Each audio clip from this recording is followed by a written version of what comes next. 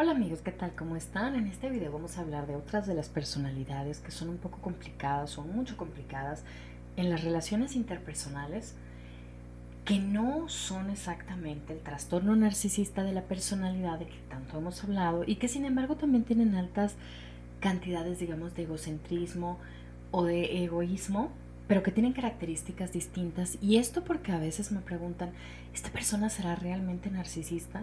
Ahora, no se necesita que reúna los criterios diagnósticos para trastorno narcisista de la personalidad a alguien para que realmente lo que le pasa produzca problemas en su relación, tanto en las relaciones interpersonales, relaciones de pareja o relaciones con ellos mismos o en el ánimo.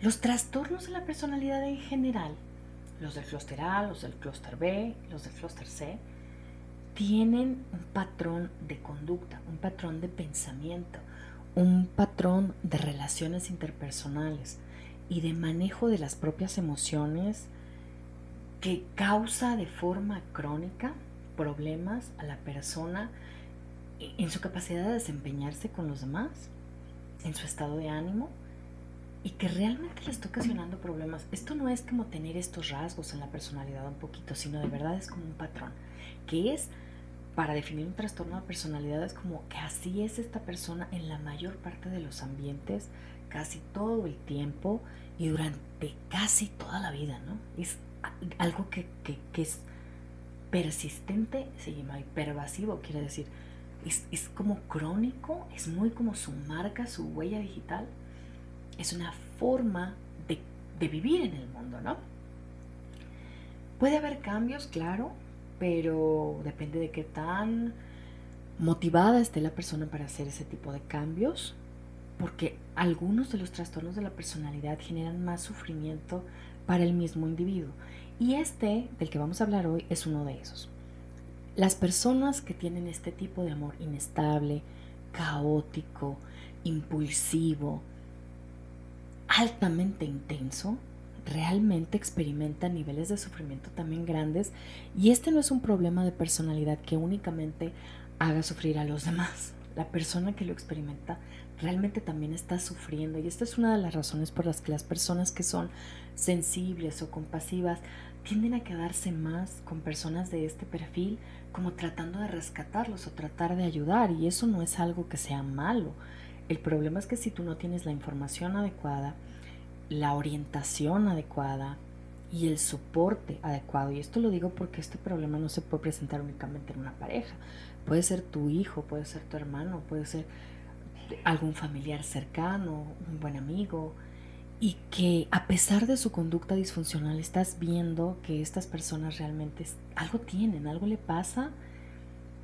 Y es cierto, a veces el trato para los demás no es bueno, pero al final de cuentas se nota en esto que hay algo de inconsciencia, ¿no? Y que hay algo de falta de intencionalidad y que no tiene como objetivo explotar a otras personas, aunque realmente a veces sí termina haciéndolo por la misma inmadurez emocional, la impulsividad, la labilidad emocional, y porque realmente en este proceso como de intensidad emocional les cuestan trabajo muchas cosas que tienen que ver con la relación con los demás.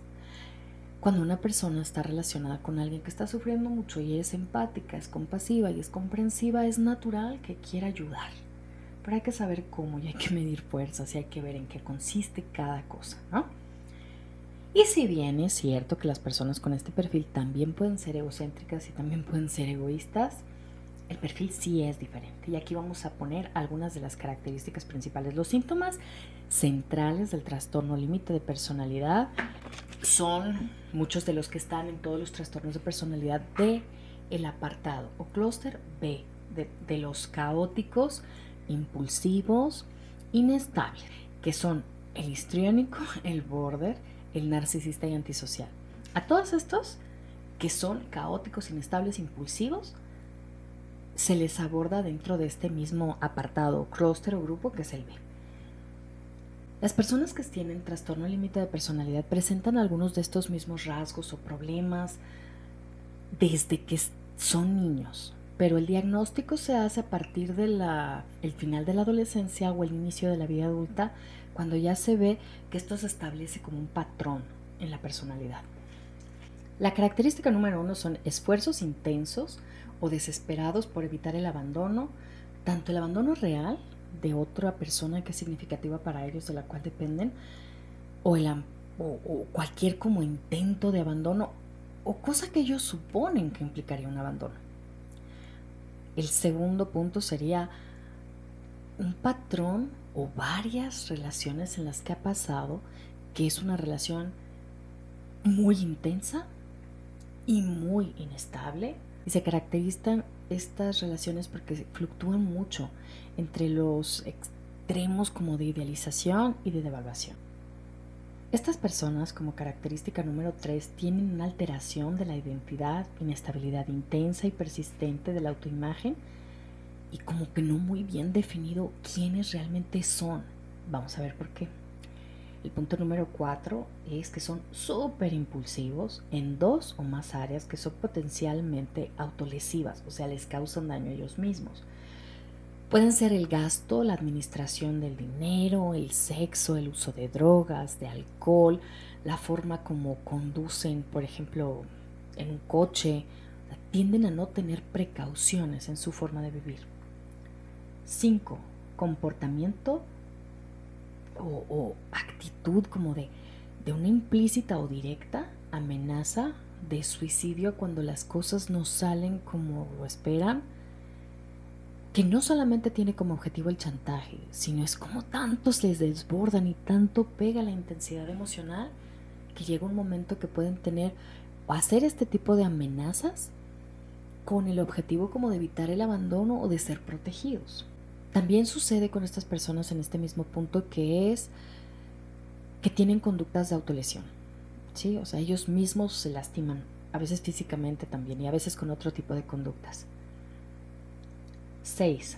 Inestabilidad afectiva debido a una reactividad notable, o sea, se encienden emocionalmente muy fácil y el estado de ánimo cambia muy fácilmente ante cosas que para otras personas a lo mejor deberían ser más moderadas o más afectivamente neutras. Para ellos este tipo de cosas pueden alcanzar proporciones como de ser cosa de vida o muerte, ¿no? O de ser algo que los alegra muchísimo o algo que es idealizable en alguien.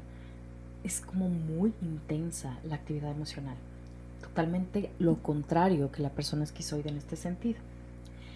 Y sin embargo también el punto número 7 que se parece es que tienen una enorme sensación de vacío, de pérdida de sentido con facilidad. Esto no es que todo el tiempo se sientan así, no es crónico, sino llega como en modo de que fácilmente empiezan a sentirse como una intensidad emocional como de vacío. También son personas que experimentan, como punto número 8, mucha explosividad. Son muy enojonas, son muy agresivas cuando están enojadas. Su forma de agresión puede ser medio de insultos explosivos en donde no están pensando lo que están diciendo porque lo están sintiendo tanto que sale como que inmediatamente como lo piensan y ¡pum! O sea, explotan agresivamente con los demás. Puede llegar a ser con ellos mismos y puede llegar a ser con las cosas y se enojan muy fácilmente. Y 9 sería, tienen ideas a veces un tanto paranoides. Esta idealización emocional puede llevarlos ante situaciones de crisis fuertes o ante situaciones de abandono, realmente tener periodos en los que pierden el piso y sí pueden tener desconexión con la realidad de una que se llama disociación, que puede llegar a ser grave, pero temporal, no como la esquizofrenia. ¿Por qué les pasan estas cosas a estas personas? Bueno, aquí hay tanto una predisposición genética, biológica, quiero decir, esto se hereda y se puede ver en las familias que tienen este problema, que hay varias personas con altos grados como de impulsividad, explosividad. Preguntamos y puede haber personas con exceso de consumo de alcohol, por ejemplo, en los abuelos, en los papás, en la familia en general, que nos habla de altos grados de impulsividad a nivel familiar, lo que hace que estos mismos niños, tanto como carga genética, tengan esto, como también han vivido en entornos donde ha habido mucha inestabilidad emocional en los papás, por cuestión genética hereditaria y también por cuestión familiar, porque estos papás que son así de impulsivos, que toman este tipo de decisiones también provocan por esta misma personalidad mucho caos dentro de la familia, y a estos mismos niños les toca batallar con las dos cosas, con su propia carga genética y con el caos que tiene esta familia y estos papás. La condición de las personas que tienen trastorno border o límite de la personalidad tiene muy afectada la empatía, pero no es por la misma razón que otros perfiles de personalidad como el narcisista o el psicópata. Esto es porque estas personas están sintiendo tanto lo que ellos mismos sienten, que este exceso de sensibilidad del dolor que están experimentando, del entusiasmo, del apego o del enojo o de todas estas emociones que se desbordan y que son tan intensas, les impiden realmente conectar con el otro o ponerle atención a los demás. Por ejemplo, cuando algo nos duele mucho, un dolor intenso de cabeza, un dolor de muela intenso, no tenemos la capacidad de empatizar con otros y sentir sus estados emocionales porque estamos completamente bloqueados por el dolor o por lo intenso de esa sensación que estamos experimentando. Esto les pasa a ellos con mucha más frecuencia y ante cosas más pequeñas. Entonces hay una condición de erosión de la empatía importante, descrita así por el autor que se llama Simon Baron-Cohen, que es un estudioso excelente de la empatía, y él está hablando de esta condición del trastorno border como un trastorno de erosión de la empatía o de empatía cero, y no es por la misma razón que el psicópata o el narcisista, porque no es voluntaria. Tampoco es porque los circuitos de la empatía no funcionen, sino por intensidad emocional. Cuando estas personas están tranquilas, no tienen miedo al abandono, están funcionando normal en la habilidad de empatía. Solo cuando la emoción, el miedo a ser abandonados, una ira excesiva, los rebasa, es que pueden tener una desconexión temporal de la empatía, pero en general las personas border suelen sentirse mal después de lo que hicieron. Sí les da remordimiento, sí sienten vergüenza, porque el comportamiento que tuvieron en el momento fue por pérdida de control del impulso. Pero después de que toda esta intensidad emocional se baja, pueden tener conciencia de qué fue lo que hicieron, así que viven como constantemente disculpándose y disculpándose de lo que hicieron, de lo que dijeron, de cómo reaccionaron, de cómo te insultaron, de cómo te trataron, del drama que hicieron, porque sí sienten la sensación de ridículo que hicieron, o lo intenso que se portaron, o lo ofensivo que fueron, pero después de, no durante el momento en el que están experimentando toda esta descarga y tormentas emocionales que les llegan, que es muy intenso. En el momento que están así de intensos estas personas, la verdad es como si fuera un ciclón o un huracán emocional, donde se llevan sus propias relaciones interpersonales, a veces hasta sus cosas, avientan cosas, o rompen cosas, o se autolesionan, o insultan, o tratan a los demás de formas que a veces es difícil reparar, ¿no? Y estos estados emocionales no están controlados porque en el momento que les están pasando, la capacidad de pensar con orden, de medir consecuencias de lo que están diciendo o lo que están haciendo sobre los demás, está muy inhibida. Y sin embargo, sí sienten mucha vergüenza después o mucha culpa. Sobre todo si el tipo de problema de personalidad no está muy en comorbilidad ni con el trastorno disocial o antisocial y el narcisismo, porque como pertenece al clúster B también puede haber personas en las que haya rasgos de personalidad límite, pero que también tengan narcisismo o trastorno antisocial, y eso ya sería otra cosa porque todavía la inhibición en la empatía es diferente y es más grave y el pronóstico podría ser más malo. O sea, puede también haber estas características en alguien con narcisismo, pero cuando el asunto es más bien de tipo border, se nota que hay culpabilidad y vergüenza, y esta es una de las razones por las cuales también después de haber explotado con alguien muchas veces también se autoagreden, porque se sienten muy mal de lo que hicieron y de que no pudieron verlo en el momento. Porque estas personas en realidad sufren muy intensamente, porque todo lo sienten muy intensamente. También en el enamoramiento, se pierden y empiezan a sentir como mucha euforia con facilidad, idealizar muy fácilmente a la otra persona y ver lo que necesitan ver en el otro. y de evaluarlo cuando eso no es. O sea, todo eso puede ser muy intenso. Es muy frecuente también que tengan mucha propensión a cuando están como tristes o deprimidos, están más bien muy irritables. Muchas veces de la nada, de repente y porque sí, están de malas, no se les puede ni hablar, explotan de todo. Y por alguna razón también a veces están de buenas, más entusiasmados y muchas cosas no pasa nada o los hacen muy felices o también puede haber otras fluctuaciones en las que pueden estar más tranquilos durante cierto tiempo. El ánimo es muy cambiante y uno puede saber como más o menos cómo eres y qué eres a partir de lo que sientes, ¿no? Y de lo que piensas. Y eso va formando como una estimación de cómo funcionas en el mundo, de cómo te relacionas, de cuáles son tus habilidades, tus aptitudes, tus gustos, tus preferencias, lo que te es más agradable, lo que te choca, lo que no te gusta. Pero cuando las emociones son tan cambiantes, la verdad es que la identidad también puede ser cambiante, porque un día crees odiar una cosa, otro día te entusiasma más, otro día hay una persona a la que lo odian y piensan que es lo peor que les ha pasado, pero luego baja la intensidad emocional y lo pueden ver con más objetividad y resulta que piensan que no pasa nada, que no era para tanto. Otro día están entusiasmados y es lo mejor que les ha pasado, y lo peor, en una misma tarde pueden pasar de eres lo mejor que me ha pasado en la vida a eres insoportable y te odio, pero no me dejes al mismo tiempo. Es de te odio porque me vas a abandonar, porque no me quieres lo suficiente, porque no estás conmigo, pero no me dejes porque eres lo mejor que me ha sucedido en la vida. Esto es muy confuso para las personas que están en relación, sobre todo de pareja, con ellos, porque donde más vulnerables se sienten, estas personas tienen mucho miedo al abandono.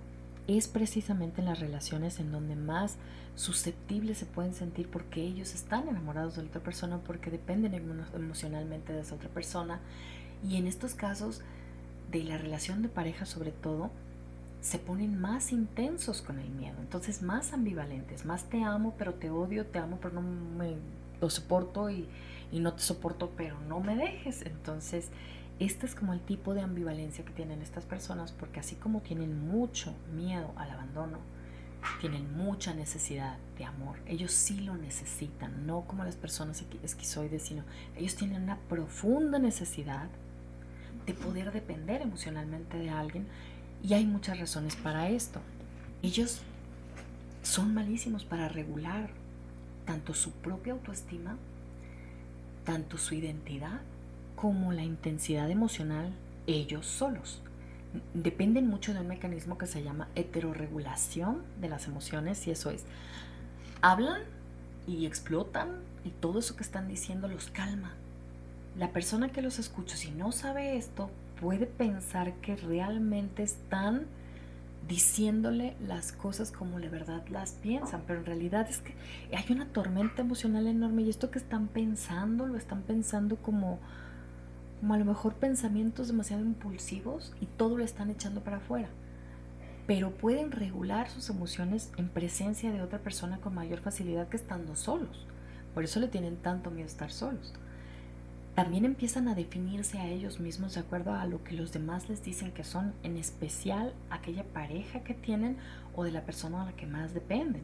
Entonces necesitan reafirmaciones de amor, de afecto, de solidaridad, de compañía, de contención, de, híjole, un santo de verdad de pareja, para que ellos puedan sentir más estabilidad. Y cuando esa otra persona se va por un tiempo, por unos días, por un rato, pueden tener mucho, no es que tengan tanto miedo de la soledad como por ansiedad de que les vaya a pasar algo.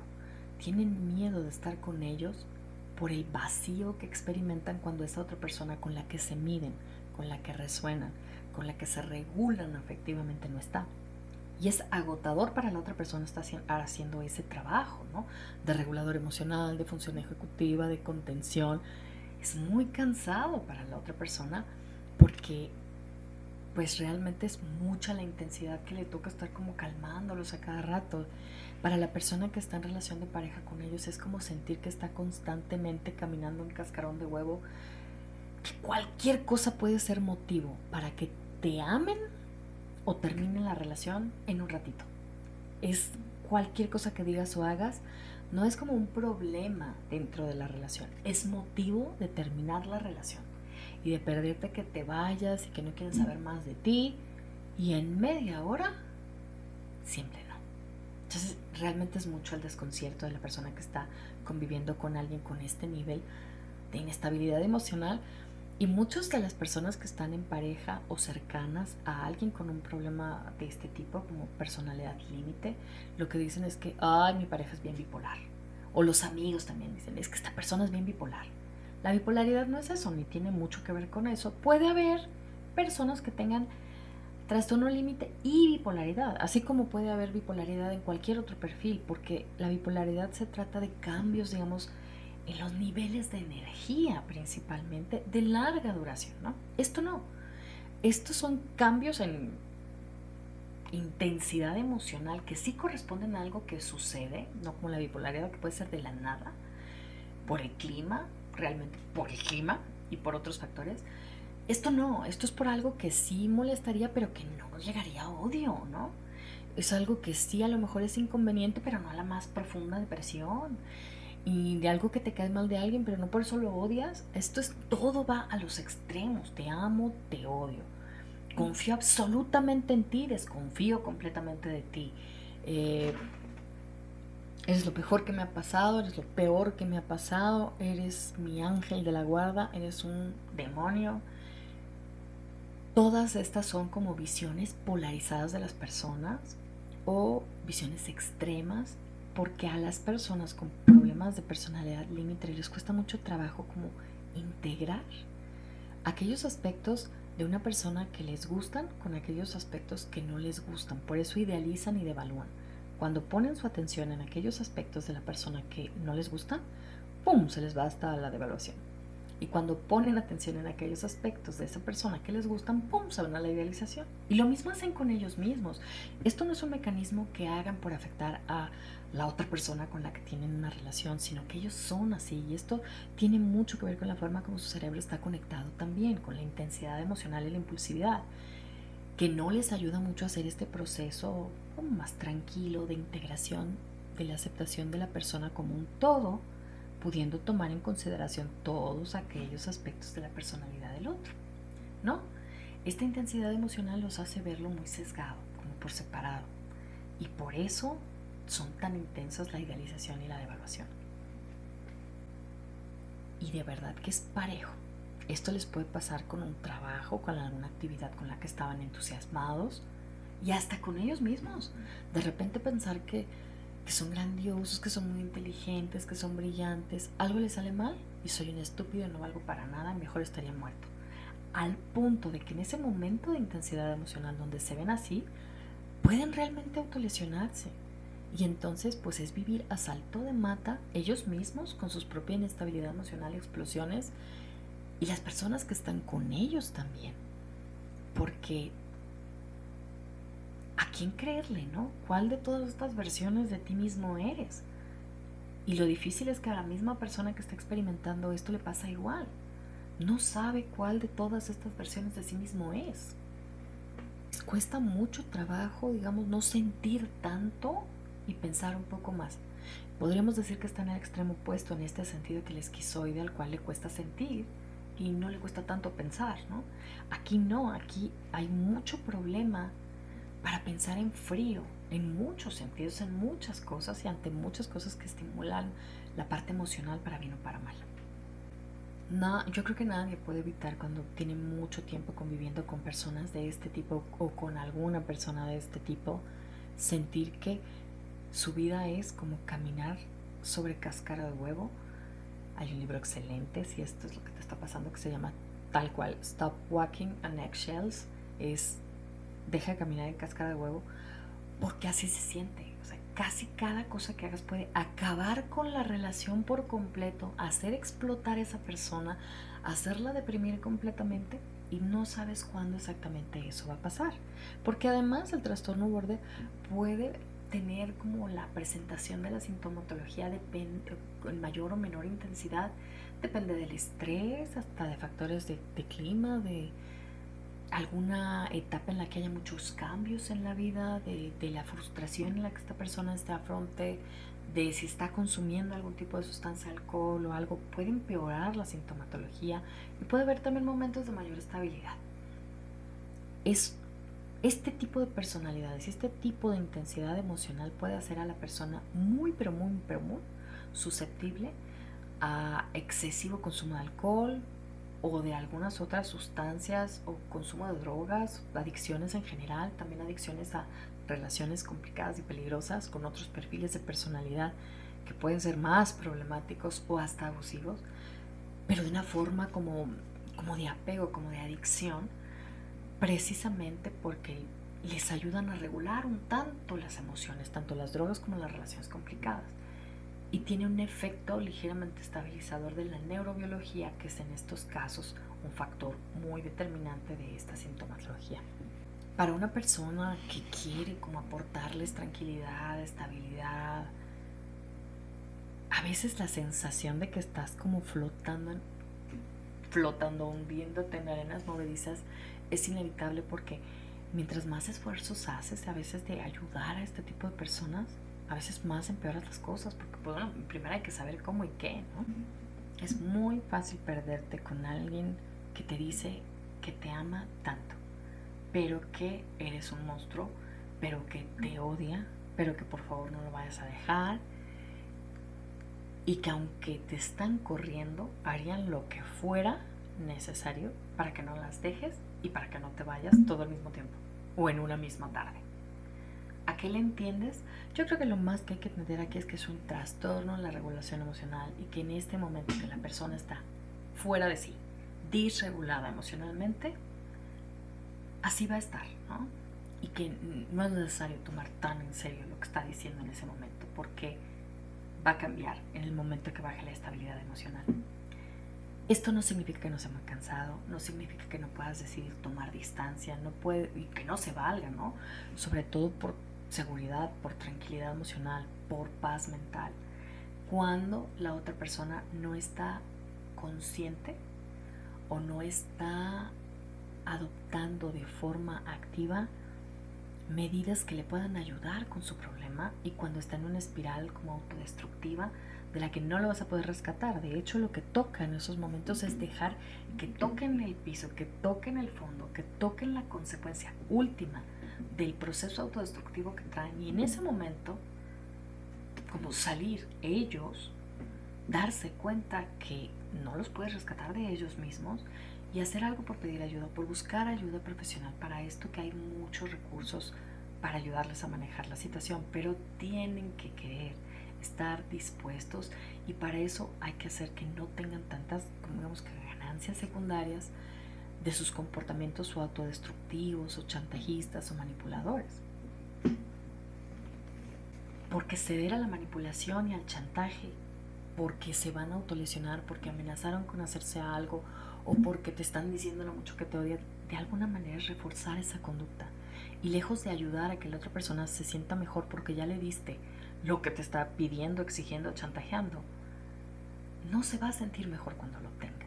Y de hecho puede empeorar la espiral en la conducta autodestructiva o autolesiva o adictiva. Y eso no ayuda. Pero sin duda es tan difícil que necesitas ayuda profesional, un diagnóstico adecuado y una intervención adecuada que te pueda ayudar a ti a saber cómo manejar este tipo de explosiones, intensidad emocional y los momentos en donde realmente puedes sentirte como solo desesperado y confundido y no saber qué hacer, porque repito, o sea, esta persona puede ser cualquier persona dentro de tu familia, no necesariamente una pareja. Y no es tan fácil decir cero contacto con un hijo, cero contacto con un padre, cero contacto con una madre o con hermanos o así, o sea, y además, pues son seres humanos que de alguna forma sí están sufriendo, por lo tanto una persona que es compasiva sí se va a sentir motivada a ayudar. Y repito, no debería haber vergüenza en esta motivación a ayudar, pero si se trata de ayudar desde la ignorancia o desde la codependencia, que la codependencia no es ayuda, es como la codependencia es hacer todas las conductas necesarias para que el que está en el hoyo siga en el hoyo. O sea, tú ayudas sin querer y por ignorancia a que la otra persona siga ahí. Porque todo lo que estás haciendo, resolviéndole situaciones de dinero, problemas en los que se mete, consecuencias de las adicciones que está teniendo, conductas autodestructivas, mientras tú ayudas de formas que favoreces a eso, la ayuda no ayuda, sino que habilita a la persona a seguir en esa conducta autodestructiva.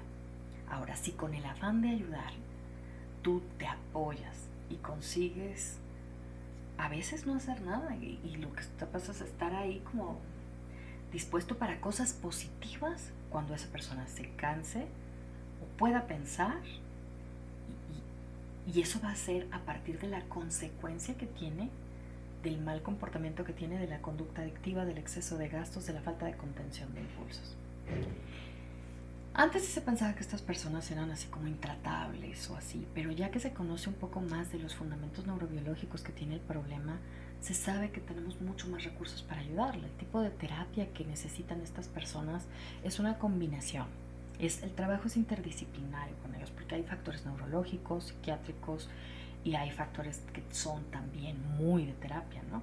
La terapia que sirve en estos casos es la terapia dialéctica, la combinación terapia cognitivo-conductual, terapia dialéctica, también el manejo de medicamentos para la estabilidad emocional por parte de un psiquiatra o un neuropsiquiatra también, porque en muchas ocasiones hay que revisar si en el cerebro está pasando algo que está produciendo esta intensidad emocional y realmente pues el tratamiento puede ser o por un tiempo largo o por un tiempo a veces no tan largo, pero la verdad es que se necesita trabajar el hardware. Aquí sí es fundamental. Yo creo que a veces hay mucha desinformación, ¿no? Y como que se cree que todas las enfermedades mentales se deben a cosas que están relacionadas con la corteza cerebral nada más, o con las áreas que regulan la voluntad.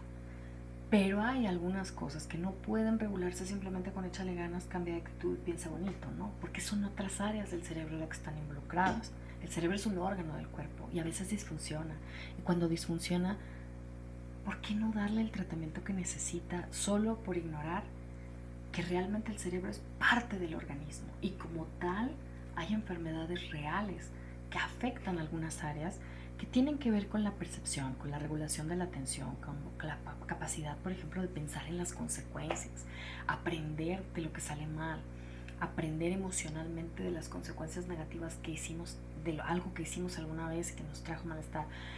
Este tipo de cosas requieren un tratamiento con un abordaje interdisciplinario y si bien a un adulto no podemos obligarlo a que tome un tratamiento para nada, sí existen y si tienen la voluntad de tomarlos, yo creo que pues saber que esto puede tener un mejor pronóstico, puede tener ayuda, puede mejorar en mayor o menor medida dependiendo de las habilidades personales de cada quien. Vale la pena que sepamos que no todo es un asunto como voluntario en las personas que tienen problemas para regular su propia conducta, sin que esto signifique que el tipo de ayuda que tienes que darle a una persona con estas características sea arruinar tu vida para tratar de rescatarlos a ellos, meterte en el mismo caos emocional en el que viven ellos, dejarte arrastrar por las conductas manipuladoras, chantajistas o destructivas, quedarte en pareja con la persona si no es lo que tú quieres o no es lo conveniente para ti, favorecer las conductas disfuncionales o adictivas. No significa esto dejar que el problema destruya tu vida para poder ayudar al otro. De hecho, tú solo puedes ser como una condición que el otro pueda tomar de ayuda de forma adecuada para buscar el tratamiento adecuado y la terapia adecuada. No eres tú quien va a lidiar con esto. Puedes apoyar preparándote y sabiendo de qué forma, si el otro está dispuesto y si no. Yo creo que aquí sí es muy importante determinar hasta dónde puede llegar tu responsabilidad o tu capacidad de ayudar. Pero lo que sí me gustaría puntualizar es que no deberíamos de sentir vergüenza cuando queremos ayudar a otros, cuando queremos hacer algo por mejorar tanto el planeta que vivimos como diferentes problemas o trastornos en la personalidad de alguien que realmente le ocasionan sufrimiento. Vergüenza no, es que no es la voluntad, no es la empatía, no es la compasión, no es el amor por los demás lo que causa problemas. Lo que causa problemas es la ignorancia de saber cómo hacerle, La ignorancia de cuáles van a ser las consecuencias de lo que estamos haciendo, el no tener preparación y saber cómo hacerlo, y la codependencia, que no es lo mismo que la voluntad de ayuda. La codependencia te ahoga a ti para fin de salvar el otro a pesar de ti. Y eso no le hace bien ni a ti, ni a la persona con trastorno border, ni de ningún otro espectro. No beneficia nada. Estas personas son sensibles y la empatía está deteriorada por exceso de emocionalidad, por exceso de dolor. Y esto puede tener buen pronóstico con tratamiento adecuado, pero eso sí, para que la persona esté dispuesta a llevar este tratamiento, a veces tienen que sufrir muchito, ¿no? A veces hay cosas que tienen que dolerle, a veces tienen que tocar fondo, y dejar que toquen ese fondo es la mejor ayuda cuando de eso se trata. Recibe tú, si no está la otra persona como en las condiciones o la actitud de recibir ayuda, primero el apoyo necesario para que puedas, digamos, rescatarte a ti de todo este caos, de toda esta desorden, para que en determinado momento lo que puedas hacer pueda realmente brindarte ayuda a ti y estar en condiciones de poder ser algo que pueda aportarle beneficio a alguien. Si tú estás devastado por el problema, no tengas ninguna vergüenza de tomarte un tiempo, de fortalecerte, de aprender y de atenderte. Y si es necesario que te alejes de la situación por salud emocional, por salud mental, no tiene que ser por odio, no tiene que ser porque no tengas compasión. Esto tiene que ser porque, pues, el equilibrio en este sentido del amor sería darle al otro en la misma medida que te estás dando a ti, no a pesar de ti, ¿ok? Estas serían algunas ideas generales. Es imposible hacer un abordaje en un video realmente de un tema tan complejo como este y como los otros, que realmente los asuntos de trastornos de personalidad son complejos. Pero mi intención con esto es que tengas por lo menos datos generales de diferentes tipos y perfiles de personalidad que a veces se pueden confundir con el narcisismo, pero que tienen como pronósticos diferentes, características diferentes, abordajes diferentes, y que no todo lo que tiene egocentrismo y egoísmo es narcisismo. Se los pongo así, es un error de generalización. Es como todos los burros tienen orejas, pero no todo lo que tiene orejas es burro, ¿no? Lo mismo, todos los narcisistas son altamente ególatras, egocentrados y egoístas, pero no todas las personas que tienen eso en alguna medida son narcisistas, así que no merece el mismo tratamiento, no merece el mismo pronóstico, no merece el mismo trato o la misma consideración, ¿ok? No estoy diciendo con esto que el trastorno border sea fácil de tratar, para nada. Lo que estoy diciendo es, bueno, no tienes que sentir vergüenza de eso. Si tienes ganas de ayudar, no tienes por qué sentirte mal por eso. La verdad sí dan compasión, porque sí sufren, pero hay que saber cómo y no destruir tu vida en el intento. No ceder a los chantajes, ni a las manipulaciones, ni al proceso autodestructivo, y para eso tienes que estar muy fortalecido. Y una vez muy fortalecido, pues podrás ver qué puedes hacer y cómo. Pero no se trata de ahogarte en el camino, ¿no? Me despido con esto y te dejo pues esto así como tentativamente para que tengas un poco más de información. Si quieres recibir más información acerca de este y otros temas similares, por favor suscríbete al canal o mándame un correo con alguna pregunta en específico. Podemos hablar de este tema con mucho gusto o de algún otro de los otros temas que hemos visto. Y vamos a seguir subiendo meditaciones para salir del agujero, que esos ya son para cada quien que esté en el proceso de haber salido o estar dentro de alguna relación con personas que están de alguna forma afectando su vida, ¿no? Te mando un enorme abrazo y me despido. Con cariño,